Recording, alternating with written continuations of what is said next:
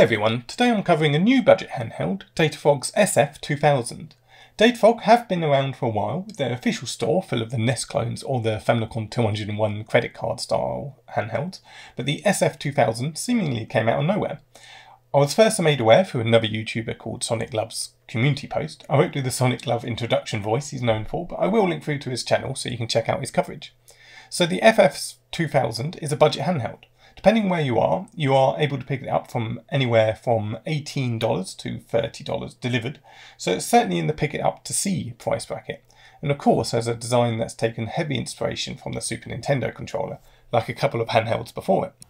The SF2000 claims to play up to GBA games, though I'll cover how lackluster the GBA emulation unfortunately is later, but immediately out of the box does leave a good first impression. The plastic does have a budget feel to it, admittedly, but it's still miles above some of the shells I've reviewed in this price range on the channel before. The overall layout is kept clean and everything is where you'd expect it to be. In the hands, the SF2000 is pretty comfortable, and although the controls definitely have some immediate flaws to them, they are still a step up from the other $18 handhelds out there. We only have two shoulder buttons, but like the face buttons, they are wide and pretty easy to press. The moment you do press a button though, you realise just how loud playing on the SF2000 is. There's not a button that doesn't make an audible clicking noise, which along with the fact that there's seemingly no way of controlling the screen's brightness, does not make a friendly handheld for nighttime. The joystick doesn't press in, but still remains the best joystick I've used on a budget handheld by a long margin thanks to its easy and responsive movement. Unfortunately, half the D-pad and face buttons are really good, while the other half cave into the shell far too much. This not only becomes uncomfortable, but makes for a very unresponsive and inconsistent control, which is a real shame as there's so much done right here otherwise. Overall, the controls for the SF2000 aren't amazing, but they're still a considerable improvement from other budget handhelds. It's just a shame that the overall inputs translate to pretty inconsistent controls when playing. The stock firmware is also a substantial step up when it comes to other budget handhelds, with a colourful and easy to use theme that is easy to navigate. You do have an option for save states by pressing start and select together, but that's it. You can't change the control schemes, screen ratios, or enable cheats or anything like that. Before I cut to gameplay footage, I just wanted to set some expectations and go through some minor points that I've come across. My Game Boy Advance footage is all but a slideshow, and the SF2000 will struggle with some of the more demanding Super Nintendo and Megadrive games. I've got some Super Mario World 2 footage here, and we don't need a frame counter on screen to see how much it unfortunately struggles.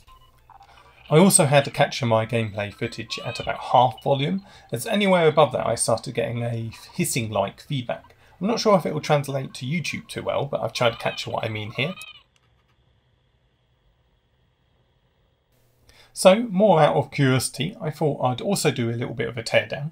There's a few oddities to be found, the first and most obvious being it's only got a mono speaker, and the other speaker grill is both filled and just for show. It's version 1.4 of the board, and you'll see there's hard ends to each side of it. So the edges of the inputs are also inconsistently sized, which might explain a couple of things. The CPU chip is also sanded down, which is a bit bizarre. I've not seen this done before and would be very curious to know why the manufacturers would do this. So if you have any ideas, please do drop them in the comments. We've got a few surprises here, but for now I'll cut to some gameplay footage before summarising up at the end.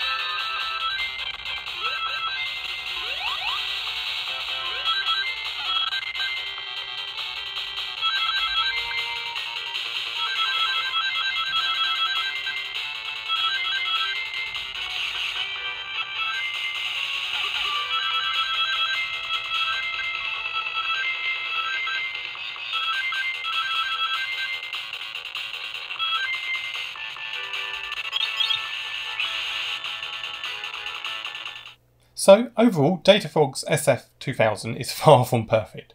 The controls are less than a mixed bag and can't be remapped. There's audio issues and the emulation leaves a lot to be desired too. But the SF2000 still shows a massive improvement and step up from low budget handhelds, which is great. It certainly won't be anyone's best handheld, but the SF2000 is a great way to gift an emulation handheld without the cost of what's previously only been NES clones. That's it for now, and thanks so much for watching.